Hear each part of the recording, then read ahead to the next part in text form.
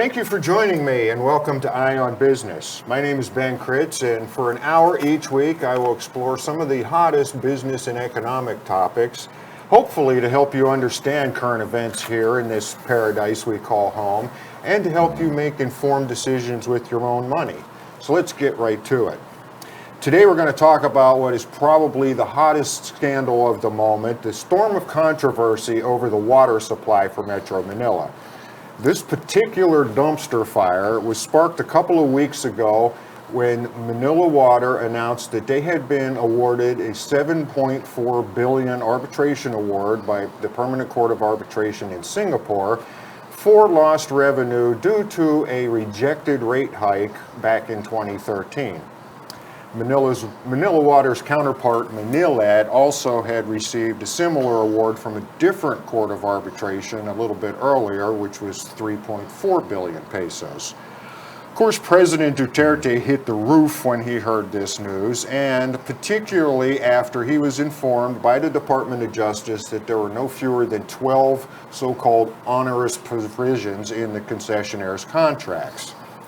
The President has subsequently ordered the Department of Justice and the Department of Finance to renegotiate the contracts so that they would be fair to the government. In addition, he has threatened to yank the concessionaire's contracts and to charge executives of the two water companies plus the government attorneys who were involved in the original contracts with economic sabotage. The question now is, what next? Can President Duterte actually cancel the concessionaire's contracts? And what can the water companies do to resolve this crisis? And the larger question is, should water supply services even be privatized in the first place? None of these questions can be really answered, however, without the consumer perspective, which has been missing from all the discussion so far. The government, of course, has expressed its anger, and the public has been supporting the government, but the tone of the government's criticism is that the contracts are unfair to the government. Nothing has been said about the consumer perspective. So, to handle that aspect of the case, joining me today to look at things from that missing perspective is Sonny Africa, who is the Executive Director of the Ebon Foundation, which is part of the Water for People network. Sonny, welcome. Hi, thanks, Ben. Your organization, the Ebon Foundation, has a number of advocacies, one of which is access to clean water. Can you briefly describe for us what the Water for People network is all about and what you're trying to accomplish? Well, Ebon Foundation, as early as 1997, when they were still discussing the concession agreements, actually since 1995, when the Water Crisis Act was passed, we already actually opposed the idea of privatizing water, coming from the notion that it's a public service, it'd be difficult to run as a private profit-seeking endeavor. So 1997, 1995, Ebon was campaigning against the water privatization. Obviously unsuccessful doing that. In 2003, 2004, we organized the Water for the People network, again foreseeing that there would be problems with the implementation of water privatization. And by 2013, I think that was a high tide of our campaigning. Water for the People network was at the forefront of campaigning against the last rate rebasing, where they wanted to keep on passing corporate income taxes, among other unjustified items on their bills. So basically, we've opposed privatization from the very beginning. The very things we warned about are taking place right now. And we do believe that the UN has recognized water as a fundamental human right. It's not going to work to put it in private hands. So that's our core issue in water right now. I see. Okay. Let's set aside for the moment the issue of whether or not privatization is a good idea. We'll come back to that. But let's discuss the so-called onerous provisions in the contracts. So far, the public has only heard about one, which was the provision that the government cannot interfere in rate adjustments, which is what both water companies took to arbitration in Singapore. What were some of the other flaws in these contracts? Well, for the record, we tried asking the DOJ what these provisions were, but they said that until they come out with a model concession agreement, they're not going to be releasing that.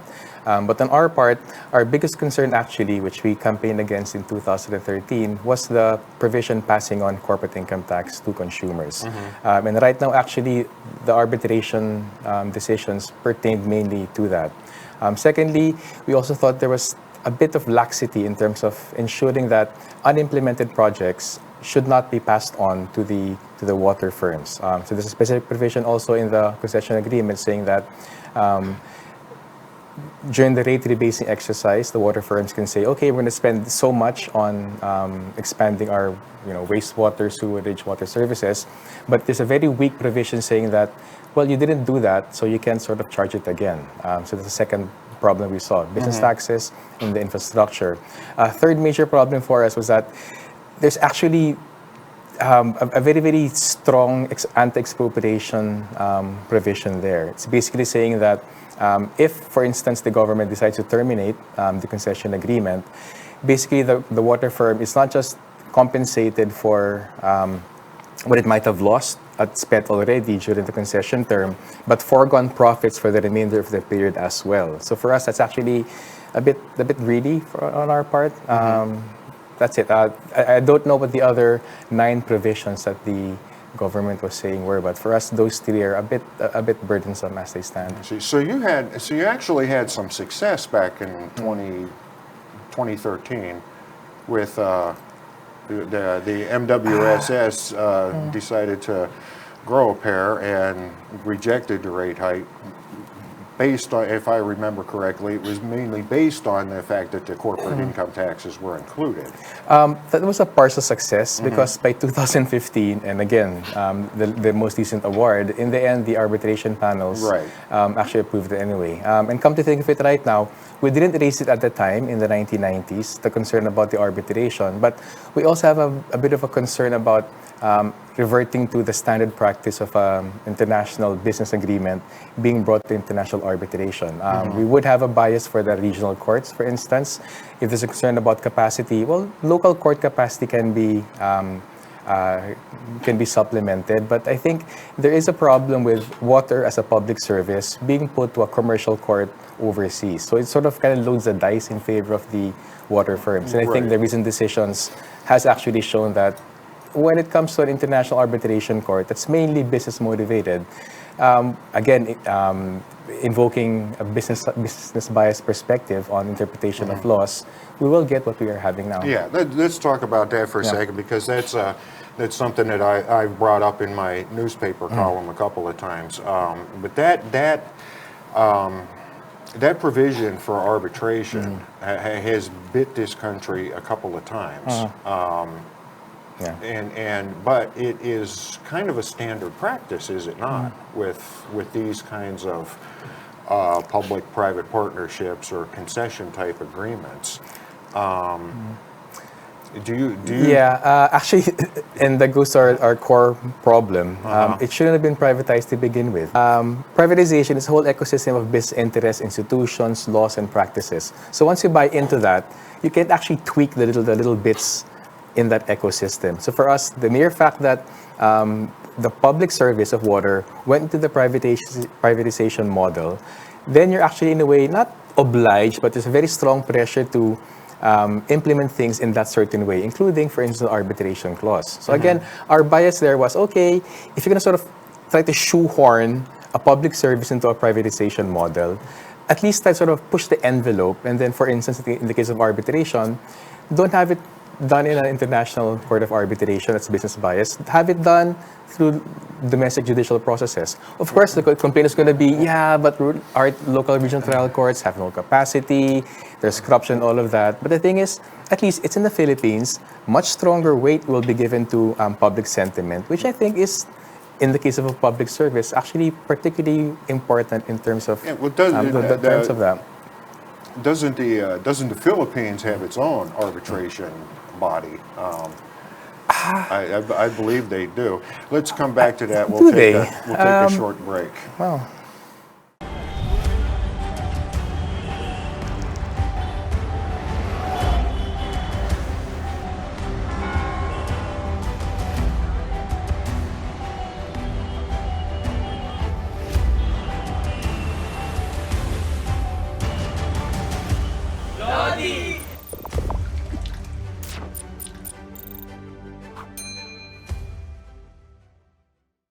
Okay, and we're back with Sonny Africa from the Ebon Foundation. Let's talk about the arbitration to begin with. And that is a common feature of contracts of this nature involving privatized utilities, public-private partnerships, concession agreements, and so on. How does, if we wanted to avoid this problem, where the water company is dissatisfied with having their rate hike rejected, so they go to the International Court of Arbitration in Singapore. What's a possible workaround to that they could still sell to investors? As I said before, we'll come back to the topic on privatization, but in the status quo, what could they have done differently, that would still have the services provided and everybody happy? Actually, we're stumbling there. If you have a prerequisite acceptable to investors, that depends on the capacity to absorb risk or their own judgment of the Philippine court system or any local Philippine arbitration body. So I think having that sort of colatilia that will only accept a setup that is acceptable to investors, in a way it already loads the arrangement in favor of the commercial interest. For our part, especially on a case of water, which is a public service, it's so necessary, again, recently recognized as human right by the United Nations. That's not the kind of thing you want commercial considerations to enter, because there's always going to be a conflict at some point between commercial considerations and social considerations. If you want to sort of get a decision on commercial considerations, bring it to arbitration. If you want to sort of get a bias towards a decision for the social public good, bring it to regional trial courts, bring it to local state bodies who are actually more accountable to the people rather than to the laws and rather than to the company. So for us, that question, what would have been acceptable to investors in the 1990s, that was the high tide of globalization. Right. There's no alternative. I don't think anything would have been acceptable to them. But for us, that wasn't a reason to go into a bad deal that lasts for so many decades. If anything, the Philippine government from the very start should have said, we need this kind of water service. We don't have the expertise. We do want to tap the private sector, but the private sector should be helping us along sort of bounded terms. If no one was willing to do that, the government should be more active exploring other options rather than tie us into exactly where we are right now. Legally, our hands are tied. I do agree, you can't just sort of say, junk this deal. You have to actually go through the whole process for that. But exactly that's the point. There was it was a wrong step forward for a very legitimate problem to begin with. Right, yeah, that is the rub. I mean, honors contract or not, it's still a contract, and to just ditch it would have all kind of unintended consequences for other projects. Although I have to add though, in other countries where they did terminate onerous contracts, not all gave the whole compensation. Not all completely honored the terms of the contract. When it happened, for instance, in Bolivia, I think that was the very first attempt to sort of renationalize water in Cochabamba in Bolivia. I think it was Bechtel of the US that was the water firm engaged there. They were very, very harsh in terms of terminating the contract. So they didn't sort of give everything to Bechtel just because the contract said that. And I think, again, of course, the commercial side will always say, follow the contract, especially if it's a contract built in your favor. But I think for the government side, you can start as a negotiating position, say terminate it, and sort of some kind of, in the end, find some kind of amicable settlement between you. But I would have to disagree that the contract is ironclad and it should be absolutely implemented, because that wasn't the case elsewhere. There has to be some options there. As things stand right now, both Manila Water and Manila Ed have said that they will not pursue their arbitration award. The extension that was granted to them back in 2009, which would have extended the contracts up to 2037. That's apparently been recalled, so now they will end in 2022 under the original terms. And I believe both of them have expressed willingness to renegotiate their contracts.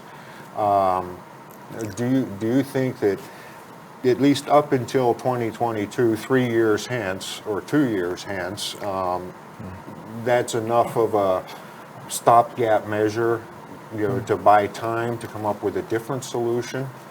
I think it's a good, it gives relief actually on some of the core issues that consumers have been facing: expensive water, unimplemented projects. So very, very welcome on both counts, both the interruption of the extension and also the non-implementation for arbitration, which should have allowed the water firms to sort of recover their, not losses, but actually lost profits, lost Right. additional profits since 2013. I think that's a good start, but I think what is really key right now, 2020 is not very far, actually. I think a proper review of the implementation of the concession agreements is actually called for right now. Reviewing it not from the point of view just of the firms and the issues about the financials, but from the view of the consumers, services. Have they been able to provide inexpensive water? Has it been accessible?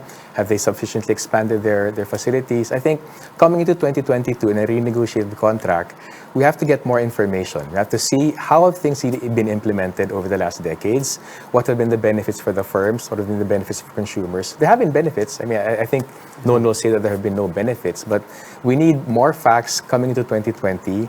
And I think that's the best basis for a renegotiated contract, not some sort of, shady deal between this oligarch or that oligarch. I think, we need more facts on the ground. You mentioned what's being implemented. Let's step back a little bit to another recent issue that has gotten buried in the last week or two with the uproar over the arbitration ruling. Recently, the Supreme Court ruled against both of the water companies for a case from 2009 where they violated the Clean Water Act, specifically for not having provided the sewerage systems that were mandated under that. And almost immediately after that happened, Manila Water announced its arbitration award. Do you think that and I'm going to ask the same question to them, and I think I know what answer I'm going to get, but do you think that that was just a coincidence, or are they trying to use some leverage? As early as 2013, our main concern was the corporate income taxes. But actually, we also were able to identify about 50 plus billion pesos, about 55 billion pesos worth of projects charged to the consumers, but not implemented by the two water firms. I do believe a large part of that was for projects supposedly implementing the Clean Water Act.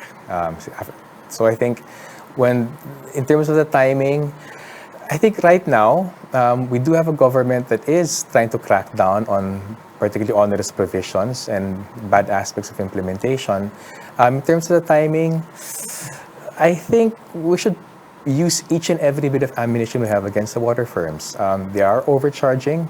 Their profits are too high. They are not implementing the expansion projects they should be doing. I think we should have a list of pluses and minuses. The minus list is really growing long. We do have some pluses in terms of expanded water coverage, but I think, like I said, we need more facts to establish that. Right. One thing that I'm curious about is the regulatory structure. The MWSS, the Metropolitan Waterworks and Sewerage System, is the supplier of the bulk water, correct? And so they are more or less responsible for supplying water to everyone, and they have gotten these concessionaires to take that part of the job. Basically subcontracted that part of the job of the distribution. Yet they are the regulator for these companies, and that seems like an awkward kind of arrangement. Do you think that there could be a better setup, perhaps form an independent regulator, something like a public services commission, which is what we would have in the States, completely separate from the systems? Technically, I don't think there's a problem. Again, we don't agree with the framework of privatization to begin with, but I think given that framework, technically there shouldn't be a problem with the MWSS asserting its regulatory authority over the two water firms. The two things I think quite important for them to be able to do that effectively. One, they have to have the capacity to regulate. They have to have bigger staff. They have to have the capacity to sort of get information about the water services independently without having to ask from the water firms. And third, they have to have much stronger authority in terms of rate setting and basically just telling the water firms, you're not doing this, therefore do this. The problem right now is that on those two counts, MWS is very weak. They have very weak authority to monitor and evaluate the water firms. They're so reliant on information from the water firms themselves. It's a bit odd. You're regulating someone based on information that someone is giving you. Right. So that's a bit iffy. Secondly, despite that iffy information you get, once you get something, some kind of venial or mortal sin, if you don't have the authority to say, do this, do that, otherwise we're going to penalize you, if you have to go through arbitration, and there are all the sort of loopholes being found, then again, actually, your authority is actually not that strong. So I think within that framework, again, we disagree with the privatization framework, but at the very least, they should have had a much stronger MWSS. And right now, the worst thing about privatization is that over the last 2 decades, MWSS, the government, representing the government, has actually lost a lot of its capacity to regulate because they've been so overly reliant on the water firms, both for information, for running the distribution. So it doesn't make sense right now, actually. How does a regulator regulate those that an industry doesn't know anything about? Right. That's putting it bluntly, but I think more or less it's a core problem. That's a very good point. Now, your organization was involved in filing some court petitions just very recently with this latest thing, and I'd like to ask you about that after we take a short break. Mga isyung pinag-uusapan, mga balitang laman ng pahayagan, impormasyong dapat niyong malaman, tatalakayin, bubusisiin, at hihimayin ni Mario Garcia kasama ang kanyang mga panauhin sa harap ng bayan. Face Off! Okay, we're back. Okay, you've just told me that wasn't your organization. It was WARM, the other organization fighting for water rights. But have you offered any support to them? Do you agree with what they've done? Do you think they have any chance of changing things? In a bigger sense, is that the way to go right now to get this problem solved? Yeah, I won't comment on the legal strategy WARM is doing, but I think in a very general sense, it's quite important to push on all fronts. So WARM filing petitions to the Supreme Court, I think, is important on the legal front, but where we are cooperating strongly, sort of getting the public to be more interested, more engaged in this, because when privatization happened in 1997, it was under a cloud of secrecy, and there was actually a lot of disinformation happening. So one good benefit, I think, from 2 decades of a bad experience and more media attention right now, and consumer groups rising to complain about it, we're actually creating a constituency for water as a public service. So I think right now, notwithstanding any decision that the Supreme Court might have, they don't always decide, I think, favorably in terms of economic, social, cultural rights. But at least what we will have definitely from this long process of people complaining about the onerous agreements, oligarch abuse, monopoly pricing, we actually have a consumer movement emerging. And that's, I think, a missing element in water as a public service. Water was really bad before. I mean, there's no doubt 80s until the 90s, water service was very bad. But what we did not have then was a strong consumer public movement to actually check government inefficiency, to demand more transparency in the way water services are provided, and basically get more public participation. Right, okay.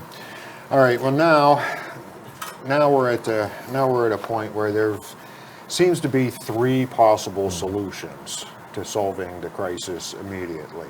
And some of these may not be as serious as other ones, but let's talk about the pros and cons of each one. First, renegotiating the existing contracts with Manila and Manila Water. That seems to be the path of least resistance right now. What if they were to go that way? What should they do and what should they not do? With the new contracts. I think it's useful in the sense that theoretically the water firm should be more amenable to a revised concession agreement. So in that sense, there's the least opposition from the water firms. Our biggest concern there is that as long as it's still stuck in a frame of a concession agreement, which is basically a business deal, I have my strong doubts whether we can have the quantity of changes we need before changing the character of the concession agreement. Because the core problem with the concession agreement, it's basically designed to make sure that a private investor is assured that acceptable risk for their operating, for their any expenses they have, that they will be able to recover. Right. So having that element in a concession agreement, I think is quite dangerous because in the end, that's going to dominate. It's going to dominate how they transact with the government.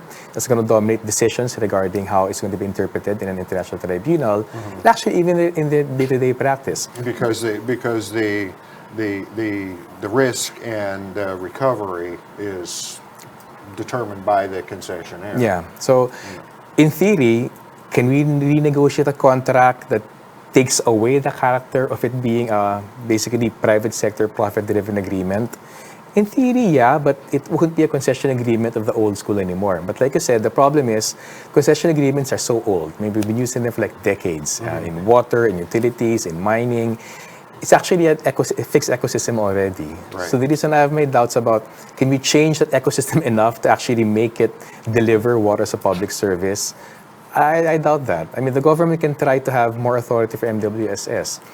They can try to get more information about how the water firms are functioning with more transparency.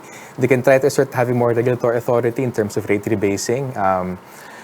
But if in the end it's going to go to arbitration according to sort of very narrow terms, I don't think the end goal, the dream we want of affordable water, accessible water, sufficient water expansion, I don't think it's going to happen in a framework where you have the profit consideration and private firms transacting sometimes very shadily with government. I don't think that's going to happen. Okay.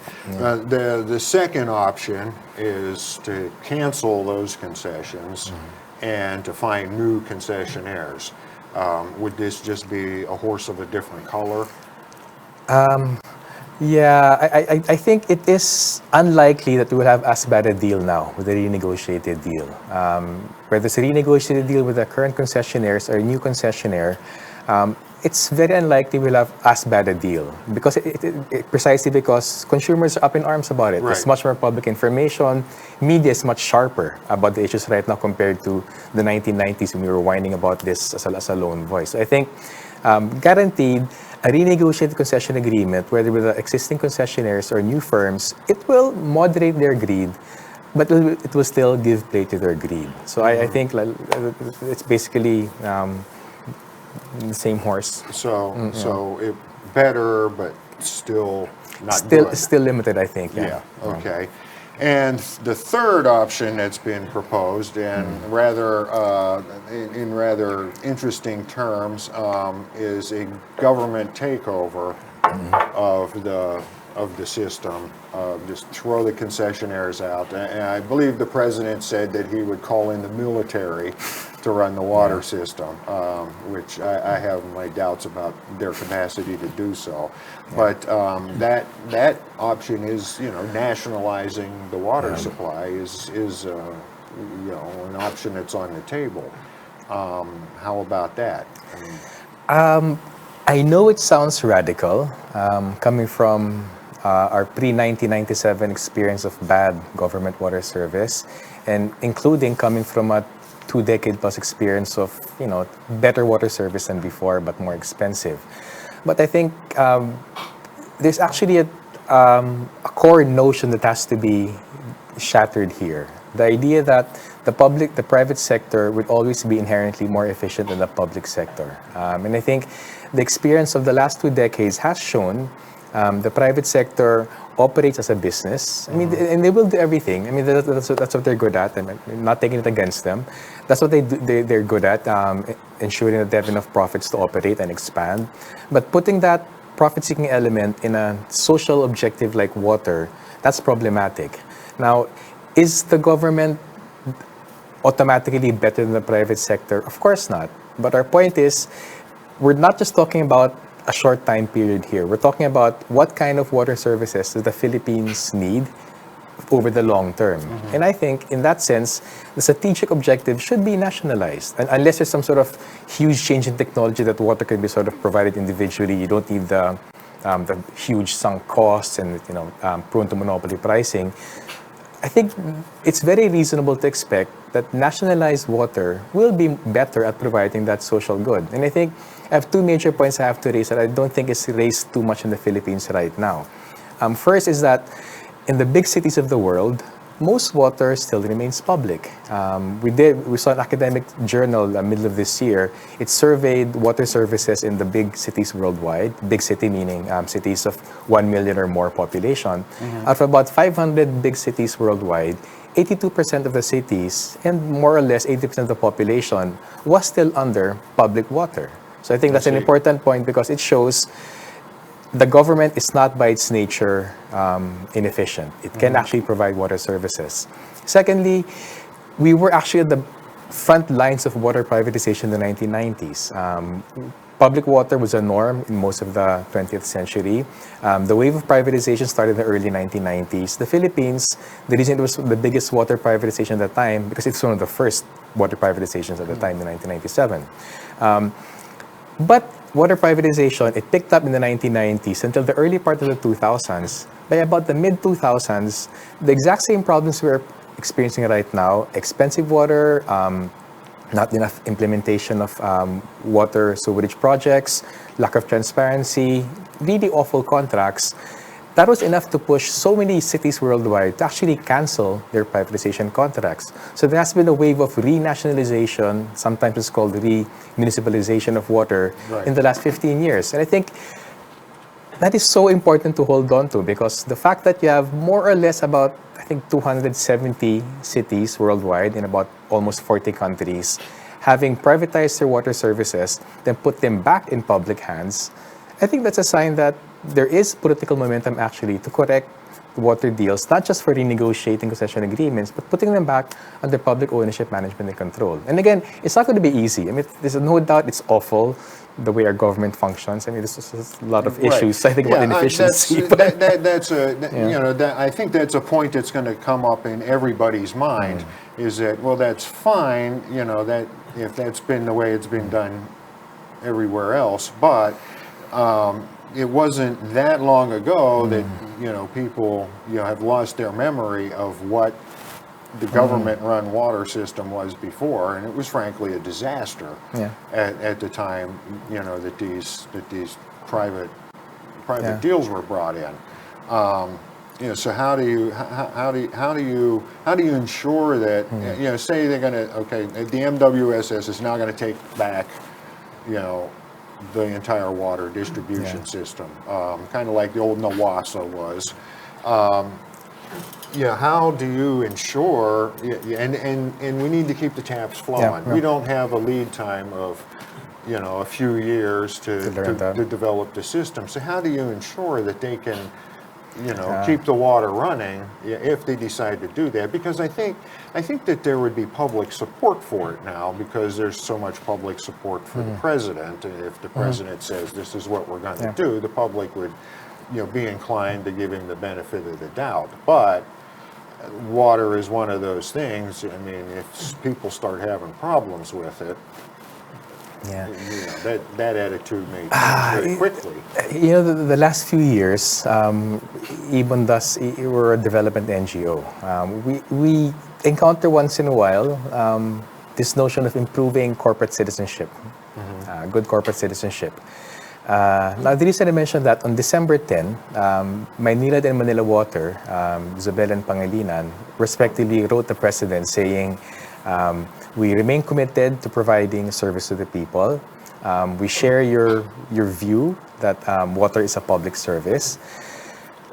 I'd say hold into account for that. I mean, if you're really serious about providing water, have a transition period. Say the next 5 years, it's not a rate rebasing period. Call it a transition from a public-private partnership to a publicly owned water utility. oblige the firms, maybe as part of their amicable settlement, oblige the firms for a little bit of a profit over the next 5 years, share the expertise with MWSS. I mean, if they have the capacity right now, they can actually help build government capacity. And that is so legit. Water was really bad by the mid-1990s. That's why people were so easily bought into the privatization. But our point is right now, there are problems with the government, but there are people in the Philippines right now with the capacity to run the water services, just minus the profit premium. And I think that's one concrete step we could do. Transfer to public ownership, management, and control, but oblige or ask the good corporate citizens, help us for 5 years to provide a service for water, which is so important. And then we can actually supplement that. There's this thing called public partnerships right now. It's a fairly new phenomenon. It's been happening for the last 10 years. It's happening especially in Europe, but also started happening in Latin America and Africa. A public-public partnership, especially for water services, you could actually have the MWSS come into a partnership, not with a firm for the expertise, but with one of these 82% public utilities worldwide. They can go to Japan, or they can go to Korea, or they can go to Right. France heard, to actually I've heard build of our that. capacity. Yeah, I've heard of that arrangement before. Let's talk more about that after we take a short break. Hi everyone, I am Zihar Basho and welcome to the new Clark City where the 30th Southeast Asian Games will be held this November. Dito gaganapin ang tagisan ng mga atleta mula sa iba't ibang bansa ng Southeast Asian region.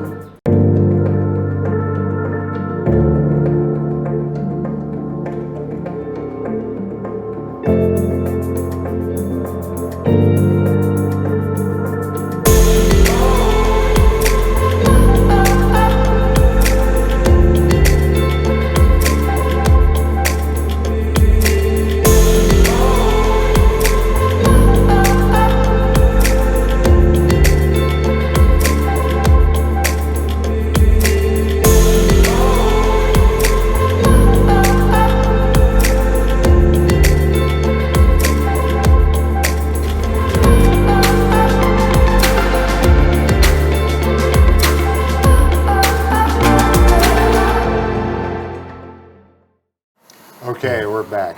All right, before we took a break, you mentioned the public-public partnership, which I've also heard of. That's kind of a hybrid. How would the government go about forming one of those, and who would be a good source to tap for that kind of knowledge?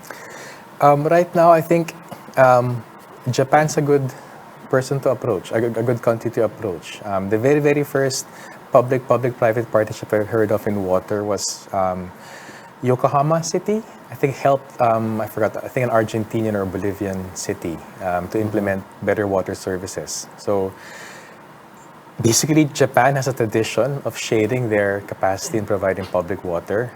There are moves right now to privatize water in some cities in Japan, but notwithstanding that, there's a long history of good publicly run water service in Japan. In the Philippines right now, is still the biggest recipient of Japanese ODA. A lot of our infrastructure is actually Japan funded. So there's that natural connection already. I think it makes sense. Approach Japan. We want to run Metro Manila water in a publicly run way. We need to be more efficient. The water firms agreed for the first 3 years to share the expertise, but we want to build capacity beyond that. And of course, public capacity has a different character from private capacity. So I think, like you said, we don't want to disrupt water services. The taps have to keep running. We can do it for the moment with a private scheme, but with all the things about the management, the technical aspects, the financials, a public sector will think differently from the private sector. The capital is cheaper, for instance. They have a different bureaucracy to work with. I think that sort of capacity, over the long run, won't be built by generous, good corporate citizens in Manila, their Manila water. But I think a well-run public utility elsewhere can provide that. Okay, now what if they were to just simplify this entire process? So put the MWSS in charge of, put you back in charge of the water distribution system, and then the MWSS goes to one of these companies or several of these companies, Manila Water, the Manny-Villar Prime Water has been brought up as a possible company that could step in. There are there are others. MWSS says, okay, we have a water system, we need people to run it, we will just pay you X amount per year. So there'd be no profit motive for the company. They would be using their expertise, and they would be just compensated for the work that they're doing, basically being an employee of the government. Could that kind of situation work? Or would some of these commercial considerations start to creep into that kind of deal? I believe in the goodness of people.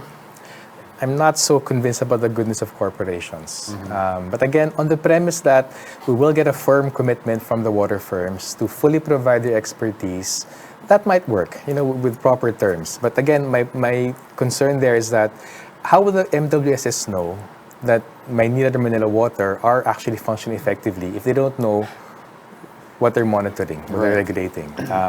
And we actually have a bad experience with that. In the first 5 years of the concession agreement, water was much cheaper.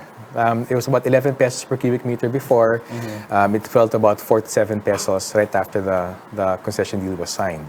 So for the first 5 years, water was so cheap in Metro Manila. And it also softened opposition to water privatization. It convinced people, hey, this is a great deal. But after the first 5-year period, that's when we had astronomical increases in water rates. Manila water's increased tenfold in the last 20 years. Manila at about sevenfold, far outpacing inflation. So water firms can actually look ahead. So I give that example because water firms can look ahead. I wouldn't put it beyond them to sort of not perform so well in that arrangement, to sort of set up for, and I told you so, privatized water is better. So, we tried your deal. Let's go back to our balancing. arrangement. Okay, we're getting a fixed amount to do this job, but we also have costs and trying to shave a little to. That's why I think it's profit from important to sort of think from a public mindset. We have to get rid of our notion that the government is forever going to be a failure, because there are some things in life, like especially social services, key utilities, that cannot have an over-reliance on commercial considerations. As long as that's a reality with the economics of certain utilities, the public sector has to step in. So I think the long-term attitude should be, we should strengthen public capacity to provide water. Because otherwise, if we're not doing that, we'll always be reliant on subcontracting a little bit of here, there, not knowing how to monitor someone you're subcontracting or eventually privatizing it. So I think that attitude of that political decision, water has to be a public service, we have to build public capacity, that's a simple one-liner, but that actually defines what arrangements we have in the short term, and in the medium term, and the long term. And I think, like I said, Metro Manila water services have a very bad record in the past, but we can improve it.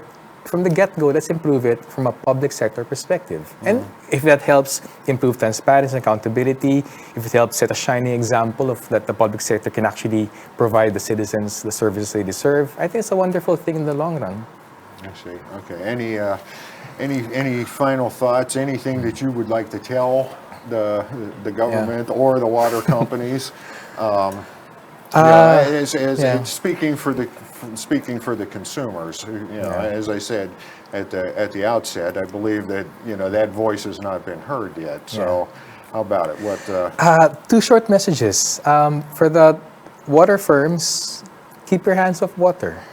If the water firms are going to be providing it as a service, by all means go into that. Use your efficiency to provide it better, but don't make money from water, because in the context of the Philippines, it's going to be too expensive too unaffordable for too many Filipinos. For the government, I think political ambition. There is a lot of momentum right now against the water firms and against the contracts themselves. I think a bit more ambition. Don't just renegotiate a contract. Put water back in public hands. Show the people that the government can actually improve, and take the concrete steps to build government capacity and rebuild trust in government. I heard the radio this morning. People were so skeptical about charter change because they don't trust government. I think that's a problem, because right now the government is in the best position, the most influential agent in society, to make sure the economy actually works for the people, including providing water services for the people. I see. Okay. Well, having observed this controversy for the past couple of weeks, and I'm a water consumer too, I think that probably the biggest concern for consumers right now is that our water supplies may be at risk.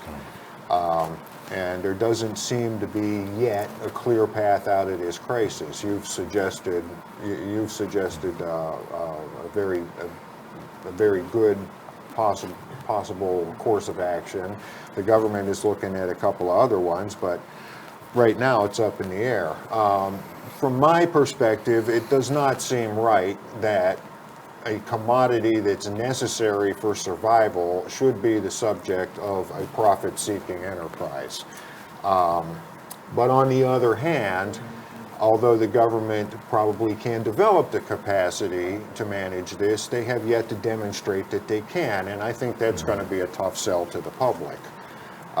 Where this situation goes from here is anyone's guess. It has been changing so quickly over the last couple of weeks that by tomorrow we may have some completely different news about it. But something needs to be done, and I believe that there is enough attention to this issue right now that something will be done, and we can maybe take some hope in that as we get into the holiday season. I'd like to thank my guest, Sonny Africa from the Ebon Foundation and the Water for People Network for joining me today and sharing his insights on this difficult issue. I'm Ben Kritz, and this has been Eye on Business.